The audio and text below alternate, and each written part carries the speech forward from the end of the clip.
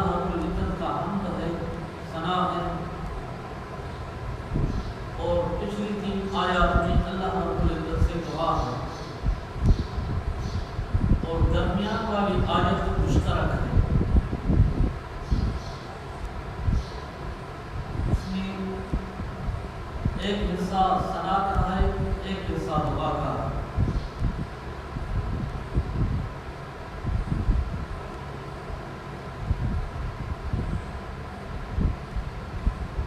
مسلم شریف میں روایت ہے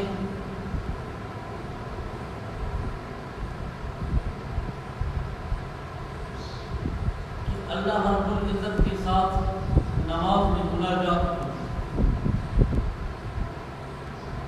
اس میں یہ تفصیل ہے سورۃ فاتحہ کے متعلق، جب بندہ کہتا ہے الحمدللہ رب العالمین، اللہ رب العزت فرماتا ہے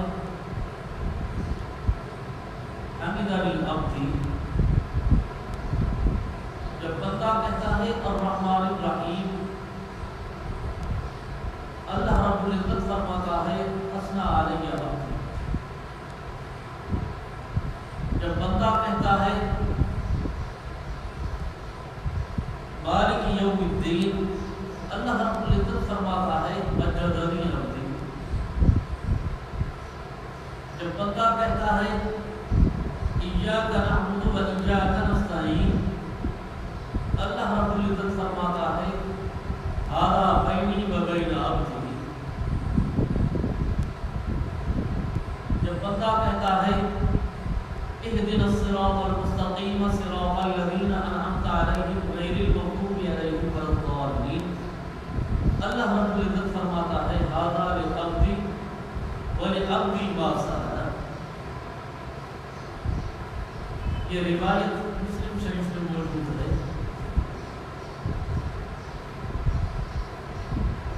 یہ اللہ رب العزت سے بندہ ہم کلام ہوتا ہے نماز میں۔ اللہ رب العزت فرماتا ہے الحمدللہ رب العالمین۔ امام جساس رحمہ اللہ نے اپنی تفسیر میں ذکر فرمایا ہے کہ سورۃ فاتحہ کے ذریعے سے اللہ رب العزت نے اپنے بندے کو دعا کا طریقہ سکھلایا ہے، یعنی کہ بندہ اللہ رب العزت سے دعا کس طرح کرے، تو سورۃ فاتحہ میں اللہ رب العزت نے اپنے بندے کو اس کی تربیت دی ہے، تعلیم دی ہے۔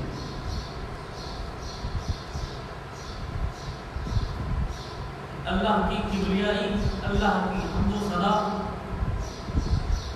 اس کے بعد اپنی کمزوری اور بندگی کا اظہار اور اللہ سے مدد کی طلب، پھر اپنا مضمون کہ مجھے کیا چاہیے، یہ اللہ رب العزت نے اپنے بندے کو اس کی تعلیم دی۔ الحمدللہ رب العالمین، یہاں پر الف لام استغراقی ہے، جس کے معنی ہوں گے ہر حمد ہر حامد سے ہر زمانے میں اللہ رب العزت کے لیے خاص ہے۔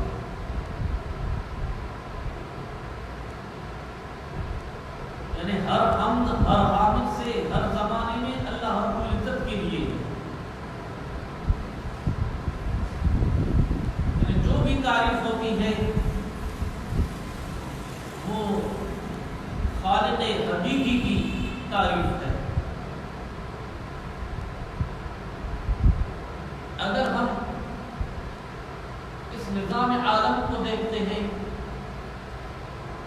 تو نظام عالم کی جب ہم تعریف کریں گے تو وہ اللہ رب العزت کی ہی تعریف ہوگی۔ سورج کی روشنی، سورج کی تپش، اسی کے ذریعے سے کھیت وغیرہ کا تیار ہونا، ہواؤں کا چلنا، چاند کی چاندنی اور اس میٹھی سی روشنی، کے ذریعے سے پھلوں میں رس کا آنا، یہ چاند کی تعریف نہیں، یہ سورج کی تعریف نہیں، یہ ہوا کی تعریف نہیں، چاند کے مالک کی تعریف ہے، یہ سورج کے مالک کی تعریف ہے، یہ ہوا کے مالک کی تعریف ہے، جس نے چاند کو پیدا کیا اس نے خالق کی تعریف ہے، جس نے سورج کو پیدا کیا اسی خالق کی تعریف ہے، جس نے ہوا کو پیدا کیا اور ہوا کو چلایا اسی خالق و مالک کی تعریف ہے۔ اسی طرح نباتات، جمادات، ہر ذرے کی تعریف یہ خود اللہ رب العزت کی تعریف ہے، یہ کسی اور کی تعریف نہیں۔ یہ دنیا کے یہ رنگ برنگی نظام ہر آئے دن ترقی، نئی نئی چیزوں کا وجود میں آنا، یہ خود اللہ رب العزت کی تعریف ہے۔ کسی نقشے کی تعریف خود نقاش کی تعریف ہوتی ہے، کسی صنعت کی تعریف کسی کے صانع کی تعریف ہوتی ہے۔ جو بھی تعریفیں ہیں وہ اللہ رب العزت کے لیے۔ تو رب یہاں پر لفظ آیا رب کا،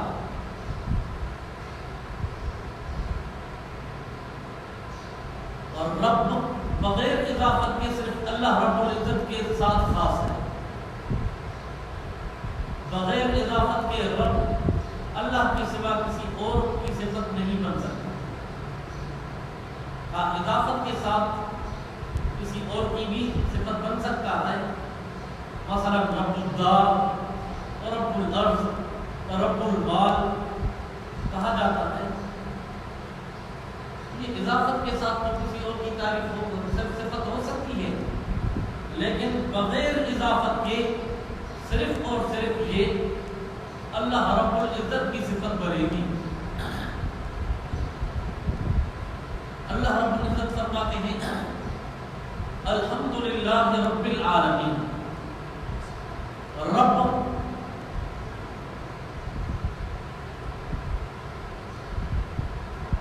کی معنی ہے تربیت کرنے کی،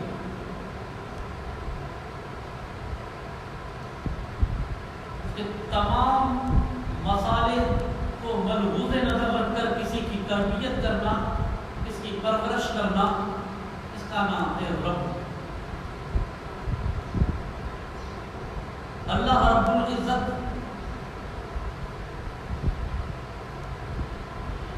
تمام عالم کے رب ہیں، پرورش کرنے والے ہیں۔ ایک نطفہ ہے،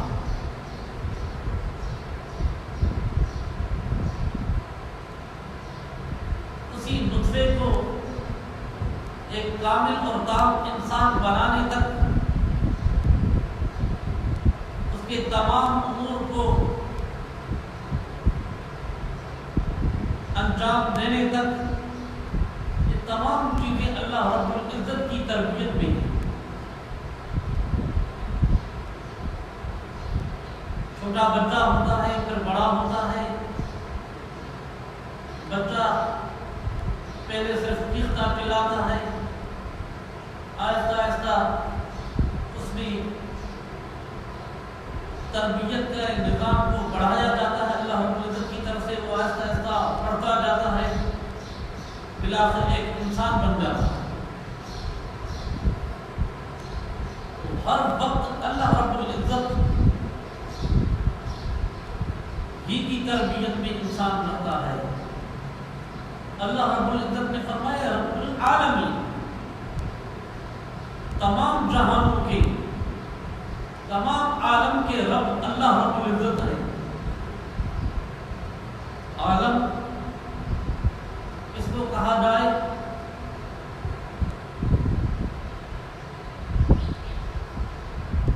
کچھ علماء کی تو رائے یہ ہے کہ ایک انسان کا عالم ہے، دوسرا جنات کا عالم ہے، تیسرا فرشتوں کا عالم ہے، وغیرہ وغیرہ، یہ عالم ہے۔ اور کچھ علماء کی رائے یہ ہے یہ جو سارا نظام ہمیں نظر آ رہا ہے، جس میں زمین ہے، آسمان ہے، ستارے ہیں، وغیرہ وغیرہ، یہ سارا ایک نظام عالم ہے، اسی طرح دوسرے عالم ہے۔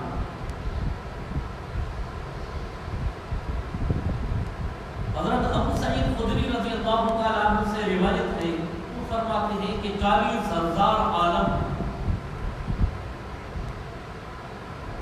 ویسے 18,000 عالم مشہور ہیں، لیکن حضرت ابو سعید خدری رضی اللہ تعالیٰ عنہ نے 40,000 عالم کا قول کیا ہے۔ اور اسی طرح امام التفسیر حضرت مقاتل رحمہ اللہ نے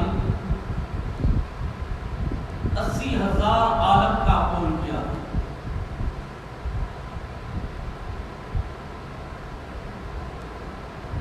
ایک تو یہ عالم، یہ زمین، اسی پر ایک مخلوق جو زندگی گزار رہی ہے، پھر اسی طرح کوئی خلا میں عالم، مثلا مریخ پر عالم، وہاں پر جو بستے ہوں، رہتے ہوں،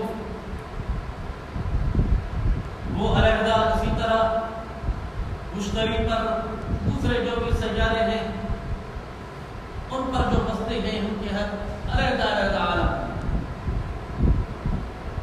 اب صورت حال یہ ہے، سائنس کی تحقیق کے مطابق یہ زمین پر بسنے والے، خاص کر انسان،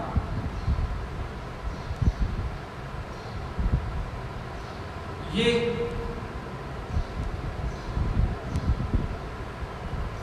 خلا میں زندہ نہیں رہ سکتے، کیونکہ وہاں پر ہوا وغیرہ کا نظام کوئی مختلف ہے، جس میں انسان کا زندہ رہنا ذرا دشوار ہو جاتا ہے۔ تو یہ چیز اپنی جگہ ٹھیک، لیکن اللہ رب العزت اس چیز پر قادر ہے کہ اس عالم میں رہنے والوں کا نظام زندگی اسی ہوا وغیرہ، اسی نظام پر ہو۔ جو دوسرے عالم میں رہتے ہیں ان کی زندگی کے لیے اس ہوا کی ضرورت نہ ہو، اس کے لیے اللہ رب العزت نے کوئی علیحدہ انتظام فرمایا، یہ چیز بھی ناممکن نہیں۔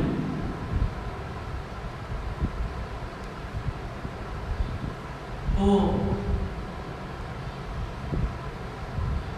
خلا کے مسافر نے جو قول کیا کہ خلا لامتناہی ہے،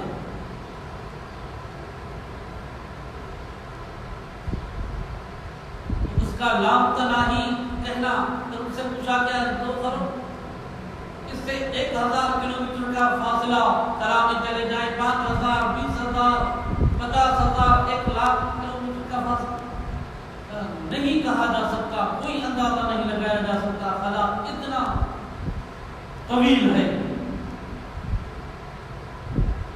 تو اللہ رب العزت نے ہر ایک کے لیے علیحدہ علیحدہ عالم قائم کیے ہوں، یہ بھی ممکن ہے۔ جس طرح سے مشہور ہے کہ انسانوں کا عالم، جنات کا عالم، فرشتوں کا عالم، اور اسی طرح سے پرندوں کا عالم، پرندوں میں ہر پرندہ علیحدہ، چڑیوں کا عالم، اسی طرح سے کوے اڑتے ہیں ان کا عالم، یعنی ہر چیز کا عالم علیحدہ علیحدہ، اسی اعتبار سے تو بھی ممکن، یا اسی طرح ہر عالم علیحدہ علیحدہ، جس طرح یہ نظام ہے اسی طرح سے جدا جدا، یہ بھی ممکن ہے، ناممکن نہیں۔ تو یہی مختلف قول ہے۔ 18,000 عالم کا بھی، اور جس طرح میں نے عرض کیا کہ حضرت ابو سعید رضی اللہ تعالیٰ عنہ خدری فرماتے ہیں کہ 40,000 عالم اور اسی طرح سے حضرت مقاتل رحمہ اللہ امام تفسیر وہ 80,000 عالم کا قول فرماتے ہیں۔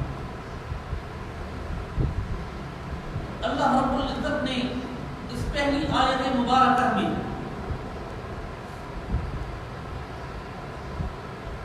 ایمان کے بنیادی عقیدہ توحید کو ثابت کیا گیا ہے۔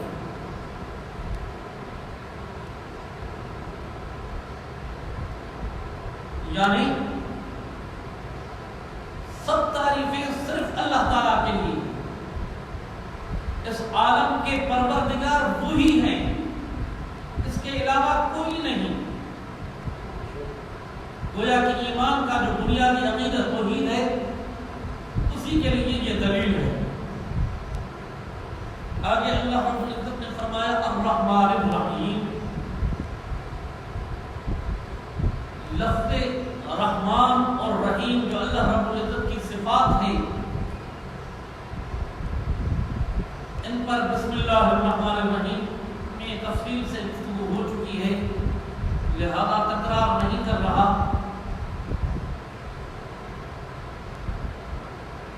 اللہ رب العزت نے یہاں پر الرحمن الرحیم کو ذکر فرما کر اشارہ فرما دیا اس بات کی طرف، یہ جو تربیت کا نظام اللہ رب العزت نے اپنے ذمہ لیا ہے، یہ اللہ کی مجبوری نہیں، اس میں اللہ رب العزت کسی کا مجبور نہیں، بلکہ اپنی رحمت کی وجہ سے، صفت رحمت جو اللہ کی ہے، اسی رحمت والی صفت کی وجہ سے اللہ رب العزت نے یہ اپنے ذمہ لے لیا ہے۔ باقی اللہ رب العزت اس میں مجبور نہیں، جس طرح کوئی کسی کام میں مجبور ہوتا ہے تو اسی کو کرنا ہی پڑتا ہے، اگر نہیں کرے گا تو اس سے سوال ہوگا کیوں نہیں کیا، لیکن اللہ رب العزت کسی چیز کا مجبور نہیں، یہ اپنی رحمت والی صفت کی وجہ سے ان تمام عالم کی تربیت کی ذمہ داری اپنے ذمہ لی ہے۔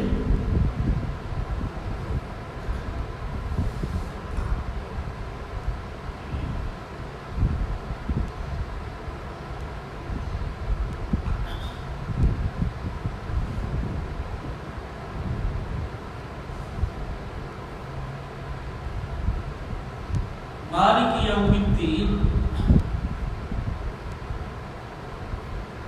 مالک ہے روز جزا کی، مالک یہ ملک سے لیا گیا ہے،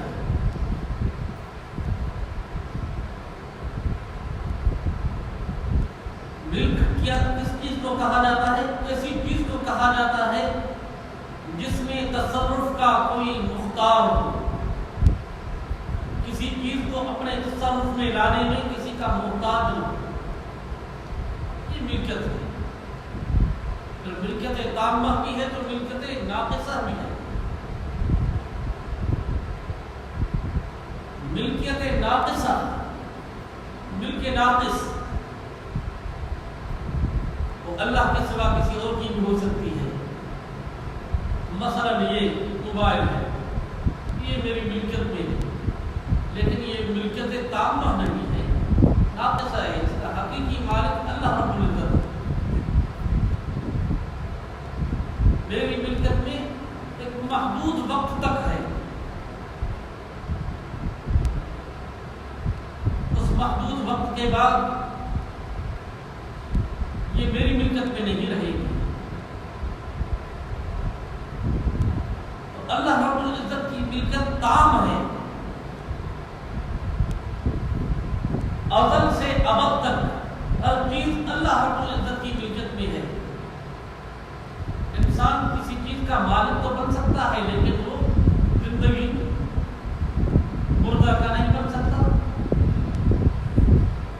کسی غلام کا مالک انسان بن سکتا ہے۔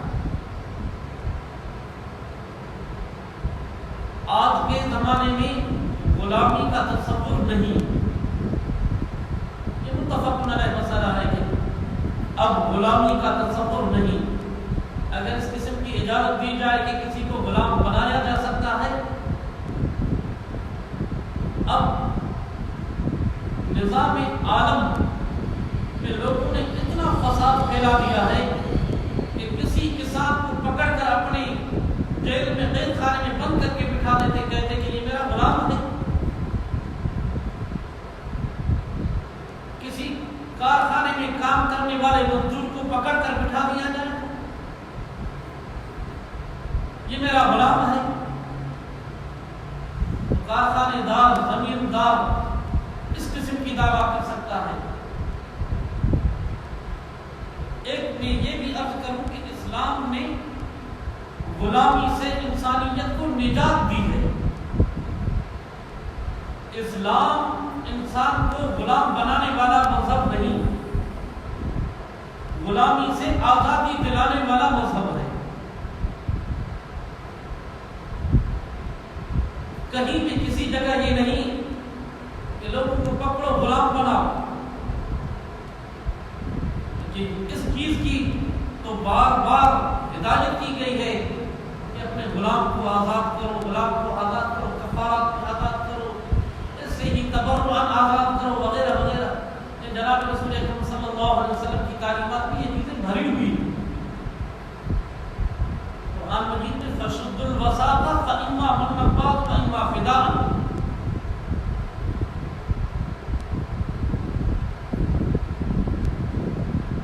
باندھنے کو مضبوط کر۔ اس کے آگے کیا ہے؟ فَإِمَّا مَنًّا بَعْدُ وَإِمَّا فِدَاءً۔ اس کے بعد احسان کر کے اس کو آزاد کر دو یا فدیہ لے کر اس کو آزاد کرو۔ ہمیشہ غلام بنانے کے لیے اسلام نے تعلیم نہیں دی۔ یہ اہل مغرب کا اسلام پر الزام ہے، الزام نہیں بہتان ہے، جس کا دلیل ان کے پاس کوئی بھی نہیں ہے۔ تو میں عرض کر رہا تھا کہ یہ ملکیت تامہ اللہ رب العزت کی ہے ہر چیز پر۔ کوئی گاڑی کسی کے پاس ہے، یہ اس کی ملکیت میں ہے، یہ ملکیت تامہ نہیں ہے، ملکیت ناقصہ ہے۔ یہ جب تک زندہ ہے اس کو استعمال کرے گا، جب مر گیا تو یہ اس کی ملکیت میں نہیں رہے گی، اس نے بیچ دی تو اس کی ملکیت میں نہیں رہے گی۔ لیکن ملکیت تامہ ہر چیز پر اللہ رب العزت کی پائے۔ تو اسی ملک ناقص کے ذریعے سے اللہ رب العزت نے انسانوں کو ان اشیاء سے نفع حاصل کرنے کا موقع فراہم کیا ہے، لیکن حقیقی مالک اللہ رب العزت ہے ہر چیز کا۔ آگے فرمائیں یوم الدین، دین کا مقصد یہاں پر جزا ہے، بدلہ۔ یوم الدین یعنی یوم جزا۔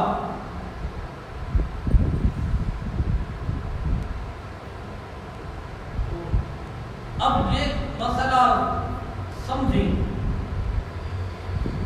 کہ یہ دنیا دار الامتحان ہے، دار الجزا نہیں، دار العمل ہے، دار الجزا نہیں۔ دنیا کے اندر کسی نیک عمل کا بدلہ انعام کی صورت میں یا کسی بد عمل کا بدلہ سزا کی صورت میں دنیا میں ملے، یہ نہیں۔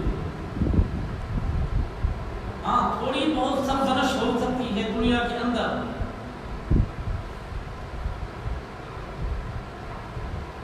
کامل سزا وہ آخرت میں ہوگی۔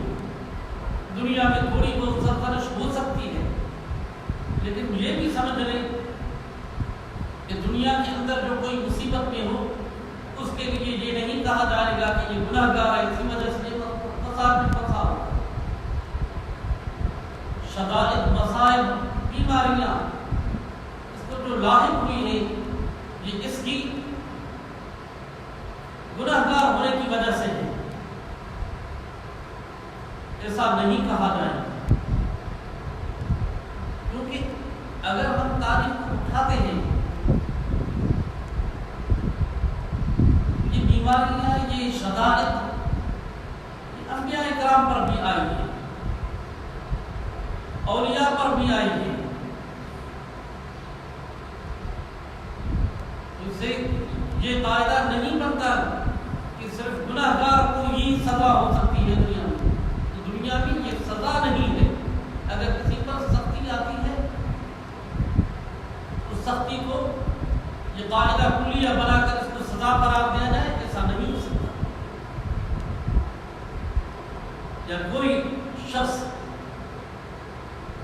راحت والی زندگی گزار رہا ہے دنیا میں، مال و متاع اس کے پاس ہے، اس سے یہ دلیل نہیں ہے کہ یہ اللہ کا پیارا بندہ ہے، اسی وجہ سے اس کو اتنا مال دولت ہے، یہ اس چیز پر دلیل نہیں ہے۔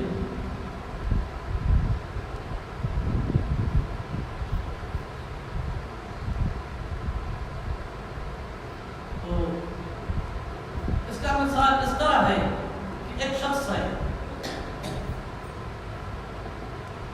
کسی کارخانے پر کام کر رہا ہے، کہیں مزدوری کر رہا ہے، مشقت والا کام کر رہا ہے، اس کو اسی مشقت والے کام میں دیکھ کر یہ نہیں کہا جائے گا کہ یہ گناہ گار ہے، اسی وجہ سے اس کو پر یہ سختی آئی ہے۔ اگر اس کو جا کر پکڑیں گے، کہیں گے یار ایسا نہیں کرو، چھوڑو اس کام کو، ادھر آ جاؤ، تو وہ ناراض ہوگا۔ کیوں؟ کیونکہ اس کو اس کی اجرت نظر آتی ہے۔ یہ جو میں مشقت برداشت کر رہا ہوں، اینٹوں کو اپنے پشت پر اٹھا رہا ہوں، توالی کو اپنے سر پر اٹھا رہا ہوں، وغیرہ وغیرہ، یہ مشقت والا کام کر رہا ہوں، اس میں مجھے وہ اجرت شام والی نظر آ رہی ہے کہ شام کے ٹائم میں مجھے وہ اجرت ملے گی۔ جب ایک مہینہ مکمل ہوگا تو اس موقع پر مجھے اجرت ملے گی، یا یہ 6 ماہی مکمل ہوگی تو مجھے اجرت ملے گی۔ اسی طرح سے اگر کوئی نیک آدمی اللہ رب العزت کی عبادت میں اپنی زندگی کو گزار رہا ہے، مشقت کی عالم میں، سردی کے موسم میں ٹھنڈے پانی سے وضو کر کے نوافل پڑھ رہا ہے، رات کی ٹھنڈک میں، یہ نہیں کہا جائے گا کہ یہ بیچارہ مشقت میں پھنس گیا ہے، کیونکہ اس نیک صالح آدمی کو وہ یوم الجزا نظر آ رہا ہے کہ جب مجھے اچھا بدلہ اس کا ملا۔ اگر اس کو ہم جیسا کوئی نکما آدمی جا کر روکے کہ یار چھوڑو اب سو جاؤ، تو وہ اس سے ناراض ہو، غلط کر رہے ہو۔ تو دنیا کے اندر کوئی مشقت مصیبت وغیرہ، کسی مشقت مصیبت کو یہ گناہ گار ہونے کی علامت قرار نہیں دیا جا سکتا، کیونکہ دنیا یوم الجزا نہیں، دار الجزا نہیں، دار العمل ہے، دار الامتحان ہے۔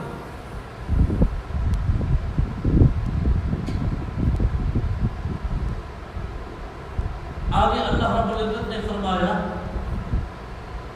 ایاک نعبد و ایاک نستعین، یہ وہی آیت مبارکہ ہے جو اللہ کی تعریف اور اللہ کے بندے کی دعا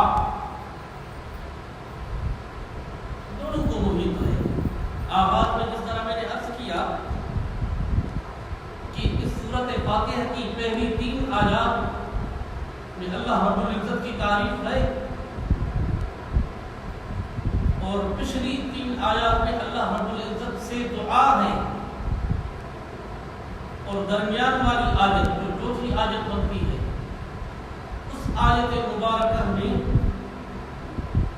کا کچھ حصہ اللہ کی تعریف ہے اور کچھ حصہ اللہ سے دعا ہے۔ ایاک نعبد و ایاک نستعین،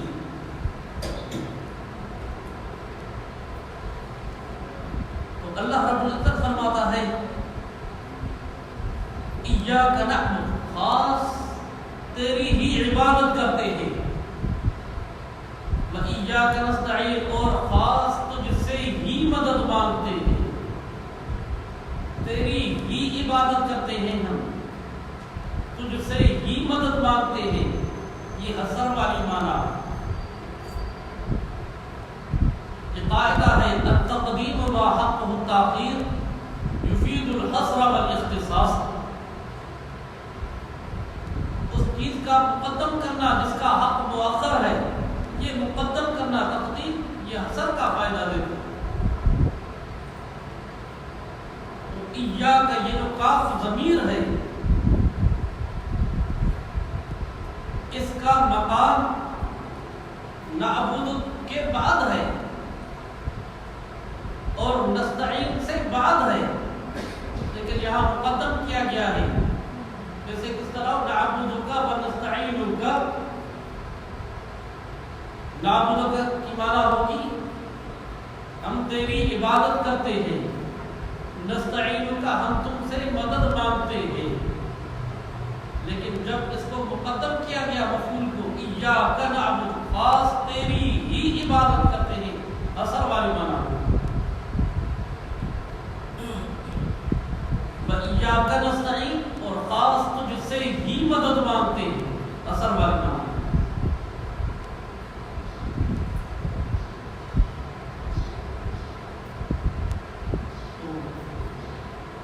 یہ وہ آیت مبارکہ ہے جو اللہ اور اللہ کے بندے کے درمیان مشترک ہے.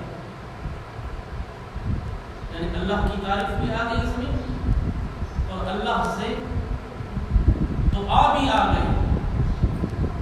یہ مشترک آیت اس اعتبار سے،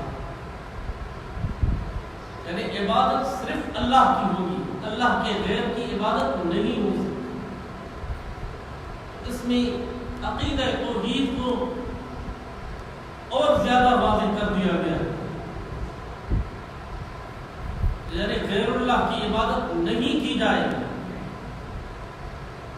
غیر اللہ سے مدد نہیں مانگی جائے، مدد بھی اللہ کی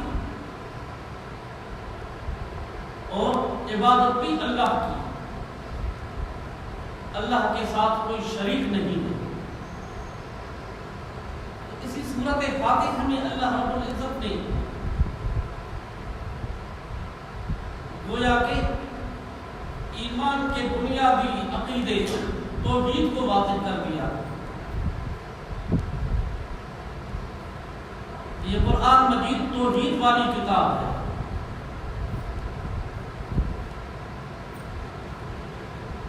یہ تثلیث خدا والا عقیدہ باطل ہے. اللہ، عیسیٰ اور مریم، یہ جو عقیدہ نصارہ رکھتے ہیں، عیسائی رکھتے ہیں، یہ عقیدہ باطل ہے. 360 والا عقیدہ بھی باطل ہے. اللہ کے ساتھ کسی چیز کو شریک کرنے والا عقیدہ باطل ہے. کس بھی طرح کا عبادت صرف اللہ کی، مدد بھی صرف اللہ سے.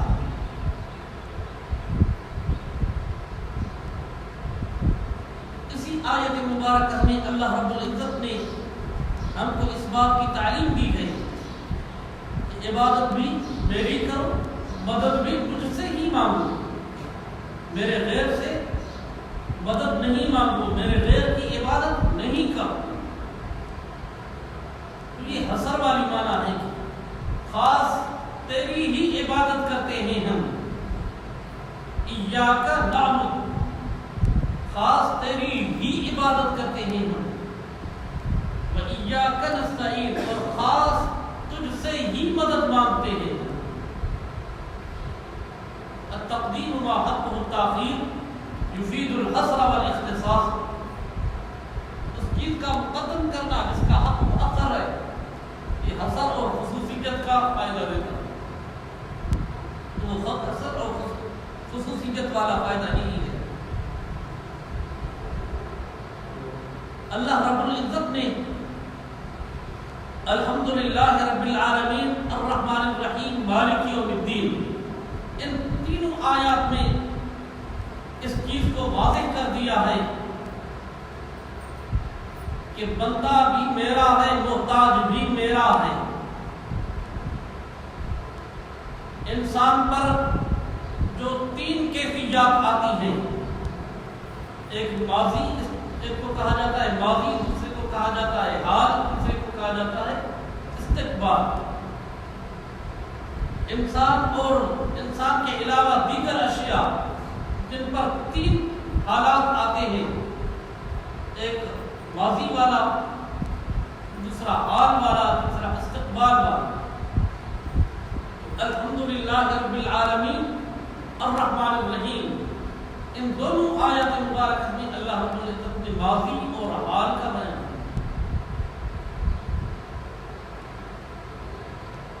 ماضی میں بھی اسی کی تعریف، محتاجی بھی اسی کی تھی۔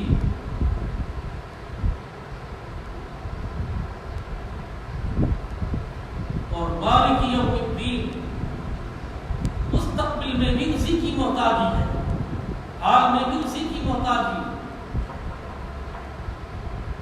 جو چیز مانگتے ہیں وہ بھی اسی سے، تعریف اسی کی کرتے ہیں۔ تو ان آیات مبارکہ میں اللہ رب العزت نے انسان کی محتاجی کو بیان فرمایا ہے کہ انسان یا انسان کے علاوہ اور دیگر مخلوقات سب اللہ کی محتاج ہیں۔ اللہ ہی قادر قدرت ہے، وہ کسی کا محتاج نہیں۔ اور یہ نظام عالم، یہ سارے کا سارا اللہ کا محتاج ہے۔ تمام عالم کا نظام اللہ کا محتاج ہے۔ تو آج یہاں پر ختم کرتے ہیں انشاءاللہ، پھر کل آگے سورۃ فاتحہ کو مکمل کریں گے، اور مزید مباحث جو اس کے ساتھ وہ بھی کل انشاءاللہ بیان کریں گے۔ اللہ رب العزت